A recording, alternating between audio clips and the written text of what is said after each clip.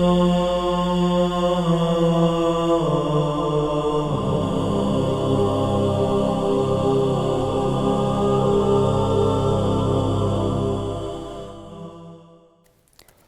اللہ الرحمن الرحیم وبہ نستعین انہ خیر ناصر و معین وصلی اللہ علی محمد و آلہ الطاہرین۔ پروردگار عالم آپ تمام عزیزان کی توفیقات خیر میں اضافہ فرمائے اور خداوند منان ہم سب کو ماہ مبارک رمضان کے فیوضات سے مستفیض ہونے کی توفیق عنایت فرمائے۔ الحمدللہ ماہ مبارک رمضان میں ہماری گفتگو نسیم رحمت کے عنوان سے قرآن مجید کے بارے میں تھی۔ قرآن مجید کے متعلق جو مختلف مباحث آپ کی خدمت میں عرض ہو رہے ہیں، ان مباحث میں سے کچھ مباحث جو گزشتہ جلسات میں آپ کی خدمت میں پیش ہوئے اس عنوان سے تھے کہ قرآن مجید ایک جامع کلام ہے۔ قرآن مجید مخصوص نہیں ہے کسی ایک زمان کے ساتھ، قرآن مجید مخصوص نہیں ہے کسی ایک قوم کے ساتھ، بلکہ قرآن مجید ایک ایسا جامع کلام ہے جو ہر زمان کے اندر موجود ہر بشر کے لیے ہے۔ جس علاقے کے اندر جو بندہ رہتا ہے اس کے لیے قرآن مجید مایہ ہدایت ہے۔ اچھا، یہاں پر ایک سوال جو آپ کے ذہنوں میں بھی اٹھتا ہوگا کہ بالآخر ہم لوگ قرآن مجید سے قربت اور انس کس طریقے سے پیدا کریں؟ آخر ہم کیا کریں کہ قرآن مجید سے ہمارا انس اور قرآن مجید سے ہماری قربت بڑھے؟ عام طور پر ہم قرآن مجید سے دور ہیں، بہت زیادہ دور ہیں۔ وہ کون سا طریقہ ہے جس طریقے کو اختیار کیا جائے تو ہمارا قرآن مجید سے انس اور قربت بڑھ سکتی ہے؟ عزیزان ایمان، اگر ہم چاہتے ہیں واقعاً قرآن مجید کے قریب ہوں اور قرآن مجید کے ساتھ انس پیدا کریں تو ہمیں قرآن مجید پر جو نگاہ ڈالنی ہے وہ ایک خاص طریقے سے نگاہ ڈالنی ہے۔ یعنی ہم قرآن مجید کو کس دید اور کس نگاہ سے دیکھتے ہیں، یہ بہت زیادہ اہم ہے۔ یہ ایسی چیز ہے کہ جس کے ذریعے سے انسان اپنی زندگی میں تحول پیدا کر سکتا ہے۔ واقعاً ایک اکسیر ہے ہماری دید، ہماری نگاہ قرآن مجید کے بارے میں کیسی ہے۔ یہ اگر ہم اپنی اس دید اور نگاہ پر توجہ کریں تو قرآن مجید کے بالکل قریب ہو سکتے ہیں۔ عزیز مان، اگر قرآن مجید سے ہم انس بڑھانا چاہتے ہیں، اگر ہم چاہتے ہیں کہ قرآن مجید سے قربت ہماری بڑھے تو اس کا بہترین طریقہ یہ ہے کہ ہم قرآن مجید کو اس عنوان سے دیکھیں، اس دید اور اس نگاہ کے ساتھ دیکھیں کہ یہ محبوب کا نامہ اور خط ہے۔ اللہ اکبر، یہ بہت زیادہ اہم چیز ہے۔ قرآن مجید کو انسان اس نگاہ کے ساتھ دیکھے، محبوب کا کلام ہے، محبوب کا خط ہے، محبوب کا نامہ ہے۔ اگر اس مطلب کو ہم حقیقی طریقے سے اپنے وجود کے اندر ڈھال لیں، یقین مانے قرآن مجید کے ساتھ ہماری قربت بہت زیادہ بڑھ جائے گی۔ عجیب طریقے کا قرآن کے ساتھ انس پیدا ہوگا، کیونکہ قربت اور قریب ہونے کا بہترین راستہ محبت ہے۔ محبت جیسا کائنات میں کوئی اکسیر نہیں ہے جو انسان کو کسی چیز کے ساتھ قریب کرے۔ اگر واقعاً حقیقی معنی میں انسان کسی شے کے ساتھ محبت کرے اس کے ساتھ قریب ہو جاتا ہے۔ بے شک زمانی طور پر، مکانی طور پر وہ محب، وہ عاشق اپنے معشوق اور اپنے محبوب سے دور ہو، لیکن اگر محبت ہے تو وہ عاشق ہمیشہ محبوب کے قریب ہوگا۔ ہو نہیں سکتا کہ ایک محب حقیقی محبت رکھتا ہو اور اپنے محبوب سے دور ہو جائے۔ آپ نے نہیں سنا وہ جو اس عارف بزرگوار کا جملہ ہے کہ ابو سعید ابو الخیر کی مشہور رباعی ہے کہ نہایت خوبصورت جملہ ہے کہ مشہور ہے کہ گر در یمنی چوں با منی پیش منی، گر پیش منی چوں بی منی در یمنی، کہ حضرت اویس کرنی کے لیے ہے۔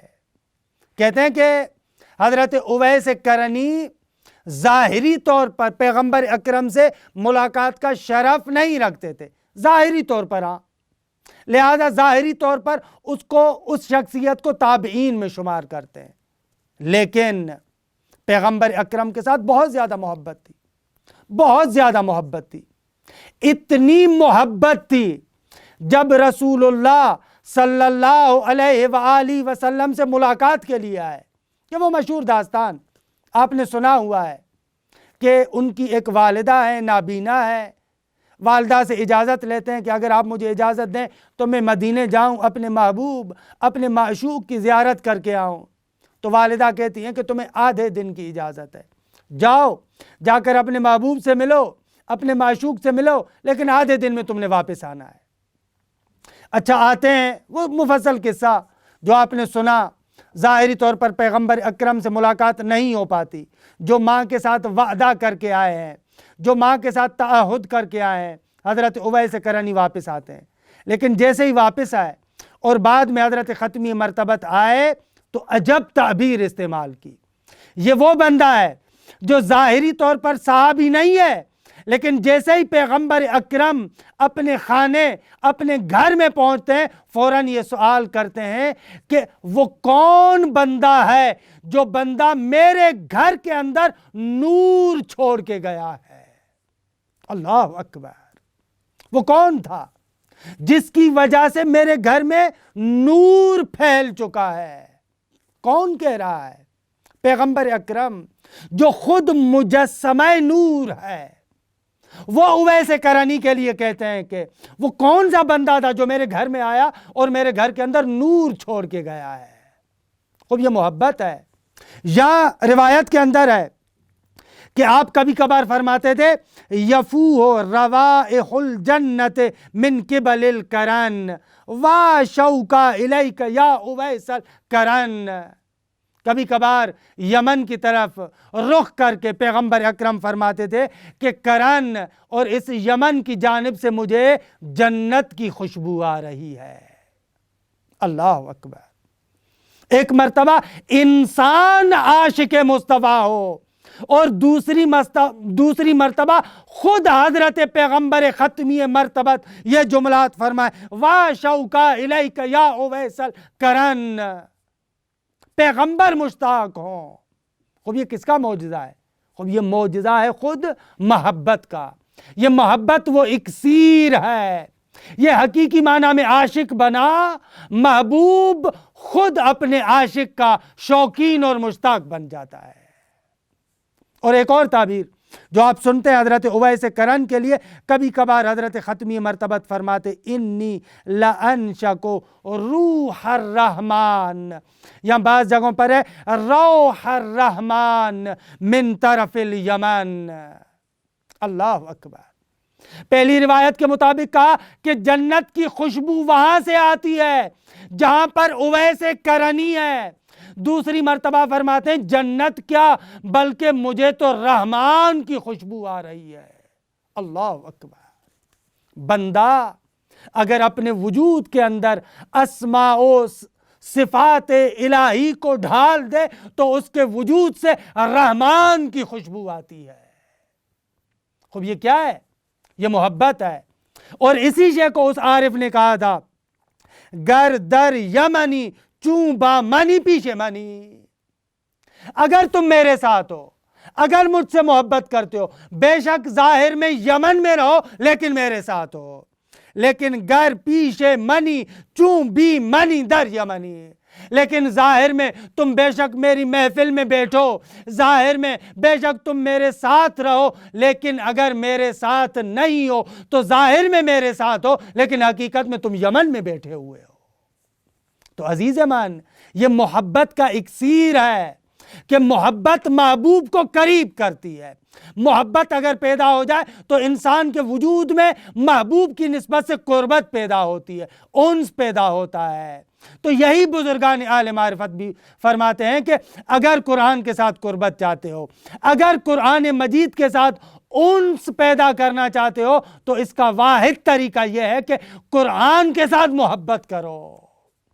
قرآن کے ساتھ کیسے محبت ہو؟ قرآن کو اس نگاہ کے ساتھ دیکھو کہ میرے محبوب کا کلام ہے۔ اللہ اکبر! ذرا تصور تو کریں، آپ جس سے بہت زیادہ محبت کرتے ہو، بے انتہا محبت کرتے ہو، وہ محبوب آپ کو خط لکھے اور خط میں یہ کہے کہ یہ میرا آخری نامہ ہے، اس نامے کے بعد، اس خط کے بعد وہ محبوب کہے کہ میرا نامہ اور خط تمہاری طرف نہیں آئے گا۔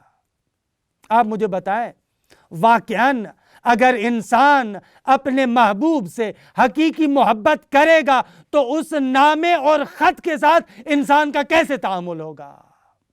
خوب بار بار اٹھا کر پڑھے گا، بار بار پڑھے گا، پڑھنے سے تھکے گا نہیں، بار بار جملہ کہے گا، بار بار کہے گا، دیکھو میرا محبوب ایسے کہتا ہے، دیکھو میرا معشوق ایسے کہتا ہے، دیکھو میرے محبوب نے یوں کہا ہے، دیکھو میرے محبوب نے ایسے کہا ہے۔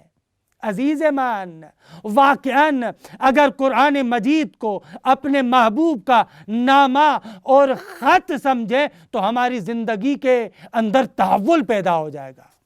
پھر عجب نہیں ہے کہ چوتھے امام فرماتے ہیں کہ اگر مجھے دنیا سے کاٹ کر کسی کونے میں چھوڑ دیا جائے اور میرے ہاتھ میں فقط قرآن مجید دے دیا جائے تو مجھے وحشت نہیں ہوگی۔ واقعاً کیسے وحشت ہو؟ جب محبوب کا کلام امام کے پاس ہے تو امام کو وحشت کیسی ہوگی؟ بہرحال آخر میں یہی دعا ہے کہ خداوند منان ہمیں قرآن مجید کے قریب ہونے کی، انس پیدا کرنے کی اور اس نگاہ پیدا کرنے کی توفیق عنایت فرمائے کہ قرآن کو محبوب کا کلام سمجھیں۔ وصلی اللہ علی محمد و آل بیتہ الطیبین الطاہرین۔